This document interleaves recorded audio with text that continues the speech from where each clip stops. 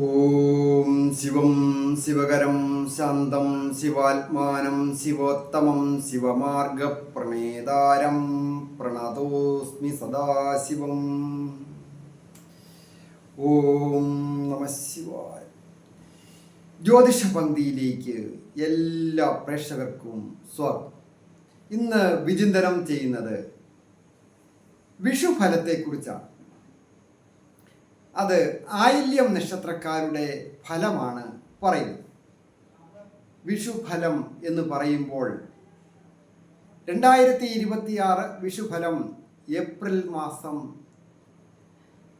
14 അതായത് മീനം രാശിയിൽ ശനിയും മിഥുനം രാശിയിൽ വ്യാഴവും നിൽക്കെ കൊല്ലവർഷം 1201 ആണ്ട് മേടമാസം 1 അതായത് ഏപ്രിൽ മാസം 14 2026 ചൊവ്വാഴ്ച ചതയം നക്ഷത്രത്തിലാണ് മേട രാശിയിലേക്ക് രവി സംക്രമിക്കുന്നത്. അതായത് ആദിത്യൻ മീനം രാശി വിട്ട് മേടം രാശിയിലേക്ക് പ്രവേശിക്കുന്ന ആ സമയത്തെ അടിസ്ഥാനമാക്കി മറ്റ് ഗ്രഹങ്ങളുടെ സ്ഥിതി അനുസരിച്ച് ഒരു വർഷത്തേന് ആയില്യം നക്ഷത്രക്കാർക്ക് വന്നു ചേരാവുന്ന നേട്ടങ്ങളും ഭാഗ്യങ്ങളും ഒക്കെയാണ് വിചിന്തനം ചെയ്യുന്നത്. ഇത് വിഷുഫലം, അത് അന്നേ ദിവസം ആദിത്യൻ്റെ സംക്രമണം സമയത്തെ ആ ഫലം അനുസരിച്ച് മാത്രം പറയുന്ന ഒരു കാര്യമാണ്. അത് ഇന്ന് പറയുന്ന കാര്യങ്ങൾ ഒരു വർഷത്തിനകം സാധിച്ചു കിട്ടും. അതായത് ഗോചരഫലങ്ങളോ മറ്റ് ജാതകാലുള്ള ദശാഫലങ്ങളോ അപഹാരങ്ങളോ ഗ്രഹങ്ങളുടെ സ്ഥിതിയോ ഒന്നും അതിന് ബാധകമല്ല. എത്ര മോശമായ ഗ്രഹസ്ഥിതി ഉള്ളവരാണ് എങ്കിൽ പോലും ഈ പറഞ്ഞ കാര്യങ്ങൾ ഒരു പരിധി വരെയൊക്കെ സാധിച്ചു കിട്ടുക തന്നെ ചെയ്യും. തടസ്സങ്ങളൊക്കെ മാറി. ആയില്യം നക്ഷത്രക്കാരെ സംബന്ധിക്കുന്നിടത്തോളം വളരെയധികം കഠിനാധ്വാനം ചെയ്യുന്നവരാണ്. എന്നാൽ അധ്വാനത്തിനനുസരിച്ച് ഒരു സാഹചര്യത്തിനും അവർക്ക് ഉദ്ദേശിച്ച രീതിയിലുള്ള വേതനം ലഭിക്കാറില്ല, ലാഭങ്ങൾ ലഭിക്കാറില്ല. രാപകലില്ലാതെ കഷ്ടപ്പെട്ട് ബുദ്ധിമുട്ടി ബിസിനസ്സുകളും സംരംഭങ്ങളും ഒക്കെ നടത്തിക്കൊണ്ട് പോയാൽ തന്നെ ലാഭത്തിൻ്റെ കാര്യങ്ങൾ വരുമ്പോൾ മറ്റുള്ളവർ ലാഭം കൊണ്ടുപോവുകയും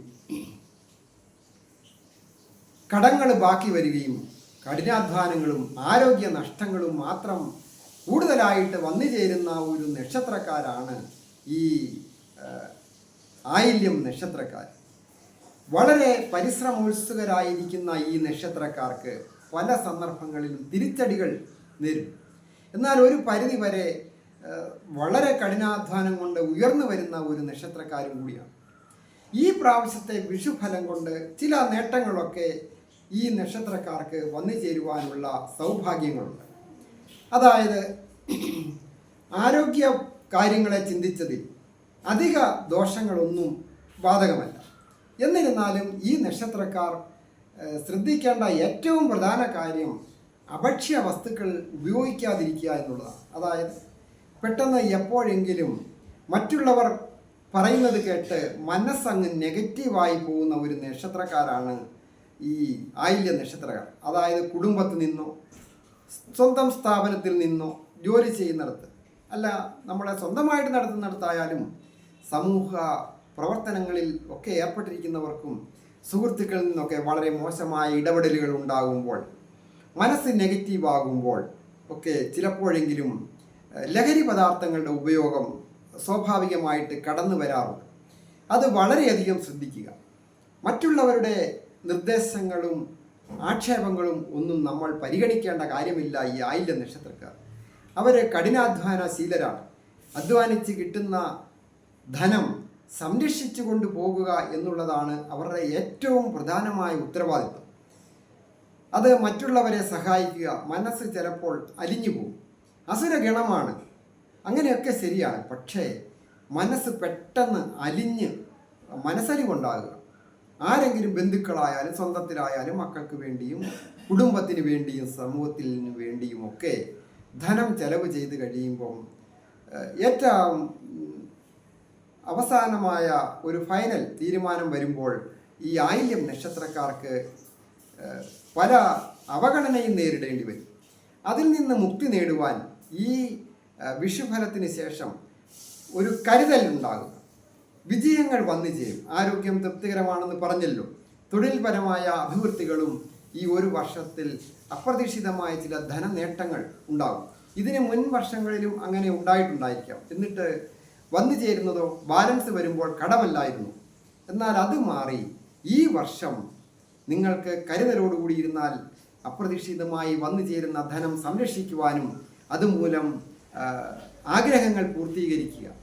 അതായത് ഒരു വീട് വേണം. അത് നമുക്ക് ഒരു വാടകയ്ക്കൊക്കെ താമസിക്കുന്ന അനവധി ആൾക്കാർ ആയില്യം നക്ഷത്രക്കാർ വിളിക്കാറുണ്ട്. അവർക്കൊക്കെ ഒരു വീടുണ്ടാകുന്നതിന് പൂർണ്ണമായ സൗഭാഗ്യമുള്ള ഒരു വർഷമാണ്. അതുപോലെ തന്നെയാണ് ഒരു വാഹനം വന്നു ചേരും. അതുപോലെ തന്നെ ഒരു ജോലി ലഭിക്കുക, അങ്ങനെയും ഒക്കെ ഈ അവസരം വന്നു ചേരും. പലതരത്തിലും പഠിച്ച വിദ്യക്കനുസരിച്ച് ഒക്കെ ജോലി കിട്ടിയാൽ തന്നെ കഠിനാധ്വാനം മാത്രമേ ഉള്ളൂ. അതായത് അധ്വാന ഭാരത്തിനനുസരിച്ച് വേതനം ലഭിക്കാതെ വരിക. അങ്ങനെ വരുന്ന സന്ദർഭങ്ങളിൽ ഒരു കാര്യം ശ്രദ്ധിക്കുക, പുതിയ സംരംഭങ്ങളിലേക്ക് മാറുക. ജോലിക്കായിട്ട് മാറി പുതിയ ജോലിയിൽ പ്രവേശിക്കുന്നതും ഒക്കെ വളരെ നേട്ടങ്ങൾ ഉണ്ടാക്കിത്തരും. അതിനെ സംശയിക്കേണ്ട. ചില സുഹൃത്തുക്കളെങ്കിലും ഈ വർഷം വിഷുവിന് ശേഷം ചില സഹായങ്ങളുമായിട്ട് വരും. അത് നേട്ടത്തിനുള്ള ഒരു പുതിയ മാർഗമായിട്ട് കണക്കാക്കേണ്ടതാണ്. അത് പല നേട്ടങ്ങളും നേടിയെടുക്കുവാനായിട്ട് നിങ്ങൾക്ക് സാധിക്കും. അത് ഏറ്റവും പ്രധാനം വിദേശത്ത് പോകുവാൻ അല്ലെങ്കിൽ സ്വന്തം നാട് വിട്ടു പോകുവാനൊക്കെ അനുഗ്രഹിക്കുന്ന സമയമാണ്. അത് അത്യപൂർവമായ രാസപദാർത്ഥങ്ങളുടെ ഉപയോഗം അല്ലെങ്കിൽ പ്രയോഗം കൂട്ടിച്ചേർത്ത് ചില കാര്യങ്ങൾ ചെയ്യുക. അതായത് രാസപ്രവർത്തനങ്ങൾ, കെമിക്കൽ പ്രവർത്തനങ്ങൾ, മെഡിസിനുകൾ, മറ്റ് സ്ഫോടക വസ്തുക്കൾ, അതുപോലെ തന്നെ ശാസ്ത്രീയമായ രീതിയിൽ സയൻറ്റിഫിക്കലായിട്ടുള്ള കണ്ടുപിടുത്തങ്ങളൊക്കെ നടത്തുക. അത് ചെറിയ ചെറിയ രീതിയിലും ആകാം. അതായത് ഒരു ഭക്ഷണം പാകം ചെയ്യുന്നവരാണ് എന്ന് വിചാരിക്കുക. അവരുടെ കറിക്കൂട്ടുകളൊക്കെ നല്ല രീതിയിൽ യോജിച്ച് രുചികരമായ ഭക്ഷണം ഉണ്ടാക്കുവാൻ സാധിക്കും. ഒരു ഡോക്ടറാണെങ്കിലോ അവർ ചേർത്ത് കൊടുക്കുന്ന ചില മെഡിസിനുകൾ കൂട്ടിച്ചേർത്ത് കൊടുക്കുമ്പോൾ അത് രോഗിക്ക് അപ്രതീക്ഷിതമായി ഫലിക്കുകയും അഭിനന്ദനങ്ങളും അത് മുഖാന്തരം ചില പ്രൊമോഷനുകളും ശമ്പള വർധനവും ഒക്കെ കിട്ടും. അത് സാങ്കേതിക വിദ്യാരംഗത്താണെങ്കിൽ പുതിയ ഡിസ്കവറികൾ നടത്തുവാനായിട്ട് സാധിക്കും.